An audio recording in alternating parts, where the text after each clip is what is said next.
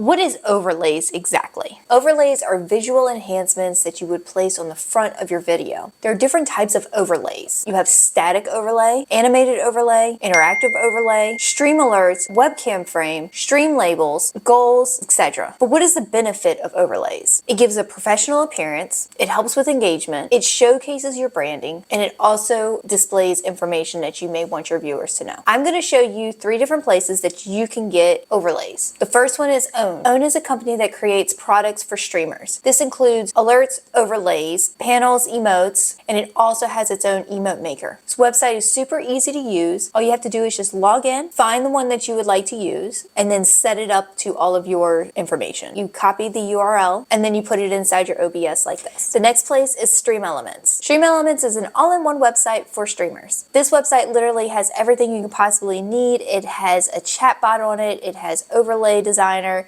It has all of your activities that you may have over on Twitch and YouTube. You can also link up your YouTube to this. It has a loyalty system. It also has a storefront. So if you want to do merch, you're more than welcome to do it through that. And it also has an integrated tipping system. But we're not talking about any of that. Let's go straight into the overlays. So the way that I would do my overlays is I would create a new overlay. I would upload an image if I have one, or completely design one right in StreamElements. You can also choose from the many free items that they have. Once you're done setting it all up, you copy the browser and put it into your OBS just like this. If you're not that creative, but you want something that more has a theme to what you do, you can jump on over to Etsy and go through there. They have a wide range of overlays that you can choose from. Most of the time, the overlays package that you get on Etsy, they have panels, they have alert boxes, they have your actual screen overlays, your camera box, every single thing you can possibly need to start off on streaming. You purchase an overlay of your choosing, and then you'll get an email telling you that your order is up, and then you can go back to Etsy and download it. Now, the way that you put it into OBS, instead of doing a URL browser, you would just put it in as an image or media source, depending on if you have a static or an animated. And it should look something a little bit like this. Another place that's really good to